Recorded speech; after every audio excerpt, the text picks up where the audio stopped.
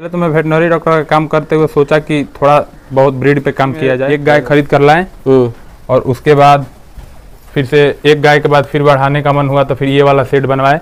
अभी भूसा वाला रूम है, इसमें से भूसा निकाल के डायरेक्ट इसमें डाल दिया जाएगा। शुरू में ही 10 गाय लेकर आएंगे, अगर नहीं हो पाएगा तो फिर फंस जाएंगे, सारा पूंजी बर्बाद हो जाएगा। ये और ये दोनों पेयर लाए थे 86,000 में। इसको 4 महीने हो गया यही किए हुए, पीडी कंफर्म हो गया है, कभी नहीं है। लाल वाली ये जब बच्चा दी थी तो पहले दिन ही इसको मास्टाइटिस हो गया। DCR लगाए थे 5 ग्राम और मेग्लूडाइन 20 ml और एविल 10 ml। तीनों वैक्सीन एक ही में आता है, रक्षा ट्रायोवेक करके, वो एक वैक्सीन से तीनों का काम करता है। नमस्कार मित्रों, नई कृषि दर्शन में आपका स्वागत है। और आज मैं पहुंच चुका हूं बिहार के बक्सर जिले में। ये जो है साल भर पहले जो है नागौर से AI का ट्रेनिंग लेकर के और 1 साल से जो है फील्ड में यहाँ पर वर्क करने के बाद जो है इस डेयरी फार्म की शुरुआत जो है 3 गायों से किए हैं। अभी 1 माह पहले ही जो है शुरुआत किए हैं। तो इस वीडियो में इनसे हम जानेंगे कि गायों में क्या क्या समस्याएं होती है, गायों की खरीदारी कहाँ से किए, कितने में किए, अभी इनका प्रतिदिन का मिल्क प्रोडक्शन कितना हो जा रहा है, किस रेट से दूध सेल कर रहे हैं और किस तरह से इनका खान पान है, और ये शेड बनवाने में इनको कितना खर्च। अभी तक आप हमारे चैनल को सब्सक्राइब नहीं किए हैं तो प्लीज़ इस चैनल को सब्सक्राइब कर लें ताकि इस तरह की नई नई जानकारी आपको इस चैनल पर मिलता रहे। नमस्कार सर, मेरा नाम नीलेश कुमार ओझा, मेरा गांव चिलहर, थाना इताड़ी, जिला बक्सर। तो आप कितने दिनों से लगे हुए हैं और कैसे इस क्षेत्र में आना हुआ? सर पहले तो मैंने AI ट्रेनिंग की जानकारी ली, उसके बाद फर्स्ट एड, प्राथमिक चिकित्सा जो भी हो उस सब के बारे में जानकारी। कहाँ से ट्रेनिंग लिए थे?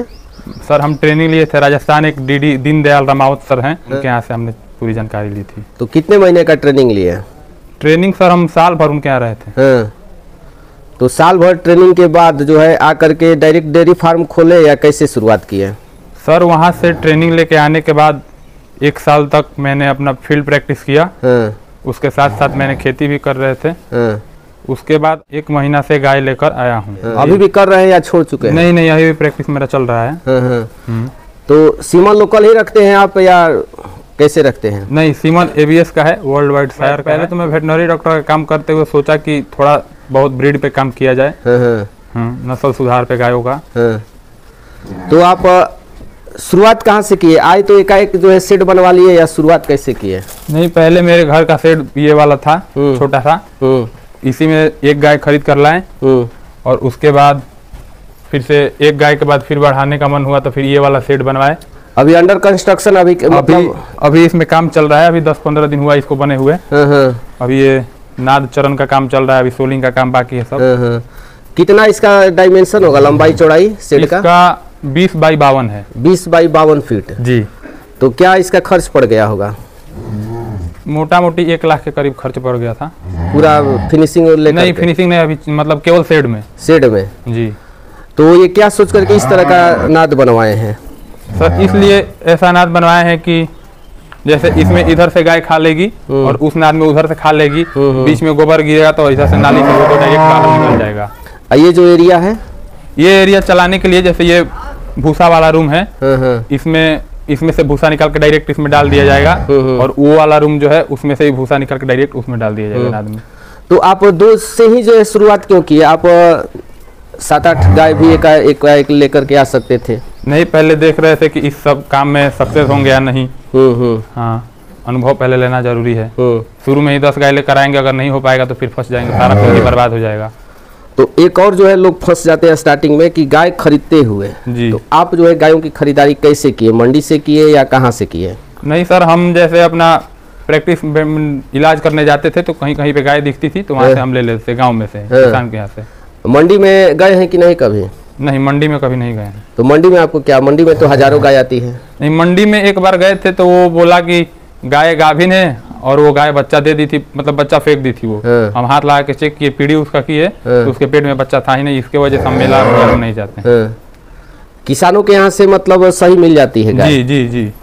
तो 3 गाय है, तो तीनों गाय बच्चा दी हुई लाए थे या प्रेग्नेंट लेकर? नहीं, ये तीनों प्रेग्नेंट आई थी। तीनों प्रेग्नेंट लेकर के आए थे। तो आपको ऐसा नहीं लगा कि जितना बताया जा रहा है दूध उससे कम देगी या अधिक देगी? नहीं, जितना बताया जा रहा है उससे अधिक ही कर रही है, कम कोई नहीं कर रही है। तो ये जो गाय है आपके फर्स्ट में, ये इस गाय के बारे में बता दीजिए। ये सेकंड लैक्टेशन में है अभी, इसको बच्चा दिए हुए 20-25 दिन हो गया। अभी 21-22 केजी दूध पे चल रही है। 21 से 22 लीटर जी। तो कितना इसका मतलब कितना में पड़ी थी आपको? ये गाय हमको 63,000 में पड़ी थी। 63 में जी, ला करके यहाँ पर? जी, यहाँ पर ला करके भाड़ा वाड़ा सब लेकर। और सेकंड जो गाय है? ये गाय है, ये भी सेकंड लैक्टेशन में है। हाँ। और इसका बच्चा बछड़ी है। हाँ। और इसके पास भी 8 केजी 9 केजी टाइम पर दूध है। हाँ, दोनों टाइम का मिला करके 17-18 केजी। 17 से 18। वो कितना में पड़ी थी? ये और ये दोनों पेयर लाए थे 86,000 में। यानी कि ये गाय और वो गाय दोनों गाय जो है 86,000 में लेकर के आए थे। तो इसका तो दूध हो गया सेकंड लैक्टेशन में। और लास्ट जो गाय है उस गाय का बता। ये भी दूध कर रही है 16-17 किलो। सेकंड लैक्टेशन में वो भी है। मेल काफ है उसका। तो तीनों सेकंड लैक्टेशन में गाय, प्रेग्नेंट गाय लेकर के आए थे। प्रेग्नेंट लेकर। आपको डर नहीं लगा कि कहीं लेकर के जा रहे हैं, जितना दूध बताया जा रहा है उससे अगर कम देगी तो फिर हमारा लॉस जाएगा? नहीं, ऐसा तो कुछ नहीं लगा था। तो क्योंकि गांव के अगल बगल के किसान से लिए थे, वो कभी झूठ नहीं बोलेंगे, उनके हम जाते हैं इलाज वगैरह करने के लिए। दूध कितना हो जा रहा है? दूध अभी तकरीबन 50 से 55 केजी के बीच में चल रहा है तीनों गाय इसका लेकर के। तो कहाँ सेल करते हैं? अभी तो दूध थोड़ा बहुत रिटेल होता है 10-15 केजी, और सुधा पे जाता है, सुधा डेयरी में। तो सुधा में क्या रेट लग जाता है? सुधा में रेट लग रहा है 36-37 रुपये। 36 से 37 रुपया जी। और जो कस्टमर को डायरेक्ट जो सेल करते हैं वो क्या रेट का चाहता है? वो 44 रुपीज। 44 का? जी। यानी कि दूध बेचने में आपको कोई समस्या नहीं है? जी, अभी तो समस्या नहीं आ रही है। हाँ। रेट क्या मिलना चाहिए दूध का सही से? दूध का अगर 45 रुपीज है वह मिलेगा तब कुछ बचत है किसानों को। जी। तो दाना पानी सब भूसा और हरा चारा खरीदना पड़ता है या घर? जी नहीं, खेती इसीलिए करते हैं कि मतलब भूसा मिल जाए खेती से, और हरा चारा 1-2 बीघा में बो देते हैं लोगों के लिए। यानी कि अभी आपको मतलब सूखा चारा खरीदना नहीं पड़ता है? जी नहीं। और ये जो बच्चियां देख रहे हैं, इन बच्चियों के बारे में बता दीजिए। घर की है? ये दोनों बच्चियां घर की हैं। और ये दोनों अभी ये 4 महीने की, इसको 4 महीने हो गया यही किए हुए। पीडी कंफर्म हो गया है, का भी नहीं है। और इस बच्चिया को हुआ है अभी 20-25 दिन। 20-25 जी। क्या उम्र हो गया होगा? ये अभी 2 दांत है और ये अभी उदंत है। खाने पीने में इन लोगों को हम कंपनी का दाना नहीं चलाते हैं, जो घर का होता है वही देते हैं। मक्का का दाना देते हैं, गेहूं का दाना देते हैं, और धान का जो बरान होता है वो देते हैं, और करू खरी जो होता है वो देते हैं, चोकर देते हैं। जी।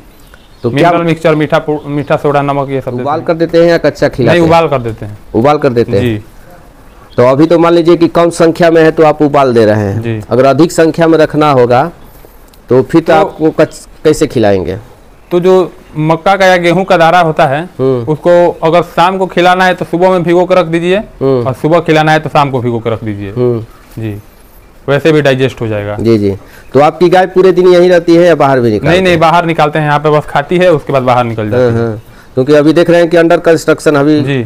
इसको मतलब क्या सोलिंग करवाना है? अभी इसको सोलिंग करवाने के बाद सोलिंग हो जाएगा, उसके बाद इसमें मैट लग जाएगा। तो लगभग आपको 1 माह से अधिक होने वाला है जी। तो क्या लग रहा है आपको डेयरी फार्म में? बढ़िया बिजनेस है। जब गाय रिपीट करती है तब लॉस में डेयरी जाता है। तो आप एआई टेक्नीशियन भी हैं, तो आप आपसे जानना चाहेंगे कि गायों में एक रिपीट ब्रीडिंग की समस्या होती है, गाय हिट में नहीं आती है, उसके लिए क्या करना चाहिए? उसके लिए मिनरल मिक्सचर चलाते रहिए कोई अच्छी कंपनी का, उससे टाइम पे हिट में आएगी, टाइम पे कंसीव कर जाएगी जी। कीड़े की दवाई और डिवार्मिंग भी करवाना बहुत जरूरी है हर एक 3 महीना पर। तो डिवार्मिंग कराने से क्या बेनिफिट होता है? डिवार्मिंग कराने से टाइम पर हिट में आती है, पेट में का सारा कीड़ा मर जाता है सब। देखिए, मास्टाइटिस बहुत तरह का होता है, तकरीबन 51-52 तरीके का मास्टाइटिस होता है। अभी जो ये वाली गाय है लाल वाली, ये जब बच्चा दी थी तो पहले दिन ही इसको मास्टाइटिस हो गया था। पूरा थान जो इसका ऑर्डर है पूरा ईंटा की तरह हार्ड हो गया था। तो फिर इसका ट्रीटमेंट किए हम, दूसरे दिन ही ठीक हो गई है। तो क्या ट्रीटमेंट में किए? ट्रीटमेंट में इसको DCR लगाए थे 5 ग्राम, और मेग्लूडाइन 20 ml, और एविल 10 ml। तो कितने टाइम? बस एक डोज में ठीक हो गई। एक डोज में ठीक हो गई जी। अगर वो तत्काल अगर इलाज नहीं किए रहते तो फिर क्या होता? तत्काल वो ऐसा मास्टाइटिस है कि उसका तत्काल इलाज नहीं होगा तो फिर वो गाय खराब हो जाती है। और कोई जो गायों में सामान्य तौर पे जो समस्या आती है, क्योंकि मैं आपको नॉलेज भी है, क्योंकि आप लगभग 2 साल हो गए आपको इस फील्ड में काम करते हुए। सबसे पहले तो इन लोग का मैनेजमेंट सबसे अच्छा रखना चाहिए। मैनेजमेंट साफ सफाई नहीं रहेगा तो मास्टाइटिस हमेशा होगा इन लोगों को। मास्टाइटिस हो जाएगा तो फिर दूध घटा देगी, दूध घटाएगी तो आपका डेयरी लॉस में चलने लगेगा फिर। और वैक्सीनेशन इन लोगों को HSBQ का एक आता है रक्षा ट्रायोवैक करके वैक्सीन, जो कि HSBQ दोनों में काम करता है। मार्च अप्रैल के महीना में लगवा देते हैं। तो साल में एक बार लगवाया जाता है? जी, साल में एक बार लगवाने पे हो जाता है। और FMD का ही बता। वो तीनों वैक्सीन एक ही में आता है, रक्षा ट्रायोवैक करके। वो एक वैक्सीन से तीनों का काम करता है वो। और एक गायों में जो किलनी की समस्या होता है उससे गाय भी परेशान रहती है, पशुपालक भी परेशान रहते हैं, तो उसके लिए क्या कोई दवा है या कोई मेडिसिन है, क्या है? हाँ, वो एक आइवरमेक्टिन हाईटेक प्लेटिनम करके एक इंजेक्शन आता है। वो 1 ml 40 kg बॉडी वेट पे दिया जाता है और वो एक सबकट दिया जाता है चमड़ी में। उसको मतलब 4 क्विंटल की गाय हो तो उसको 10 ml लगा देने पर 2 से 2.5 महीने तक किलनी या चिचिड़े वगैरह नहीं लगती हैं इन सब में। तो प्रेग्नेंट गाय को देना सेफ रहता है? नहीं, प्रेगनेंसी अनसेफ है वो। प्रेगनेंसी अनसेफ है। और जो प्रेग्नेंट नहीं है उसके लिए? जो प्रेग्नेंट नहीं है उसके लिए डोरामेक्ट एक आता है, उसको पानी में घोल के और पूरे शरीर को पूछ देने पर सब छोड़ देते हैं। तो अगर कोई पशु चाट दे तो? नहीं, चाटने से कोई दिक्कत नहीं है। तो फिर लगाने के बाद उनको धोना पड़ता है? लगाने के बाद 10-15 मिनट तक छोड़िए, उसके बाद धो दीजिए। धो देना पड़ता है। और एक गायों में होता है जेर फंसने की समस्या जी। तो अगर जेर कितने घंटे में गिरा देना चाहिए? जेर वैसे तो ये तीनों गाय आधे घंटे के भीतर ही गिरा दी थी, लेकिन तकरीबन 5-6 घंटे के अंदर गिरा दे तो सही है, नहीं तो उसके बाद उसको निकलवा लेना चाहिए। उसके लिए तत्काल उपाय क्या करना चाहिए? उसके लिए तत्काल उपाय में एक 10 मोलारिस्ट आता है, उसको आप 100 ml करके 4 बार दीजिए। नहीं तो फिर देसी इलाज करना है तो उसको सिल्फर और गुड़ पका के दे दीजिए या बांस का पत्ता वगैरह खिला दीजिए, सबसे वो जल्दी गिरा देगी। और सबसे ज्यादा समस्या किस मौसम में आता है इन लोगों में? सबसे ज्यादा समस्या इन लोगों को आता है गर्मी के मौसम में। हीट स्ट्रेस में चली जाती है, जीभ बाहर निकाल के हाँफने लगती है, सब मुंह से लार फुटा आने लगता है। तो अभी आपकी 3 गायों में क्या खर्च लग जा रहा है खिलाने में लगभग? इन 3 गायों में अभी तकरीबन 600-650 रुपये खर्चा आ रहा है। ये 3 गायों में और ये 2 बच्चियों में। 2 बच्चियां और ये थूले करके जी। भूसा घर का है? तब भूसा घर का है और ग्रीन फोडर भी घर का है। सीमन बक्सर जिला में कहीं पर भी हो हम जाके AI कर देंगे वहाँ पे। जी, एक बार अपना मोबाइल नंबर बोल दीजिए। 6206964043। तो चलिए, इतनी महत्वपूर्ण जानकारी देने के लिए आपको बहुत बहुत धन्यवाद।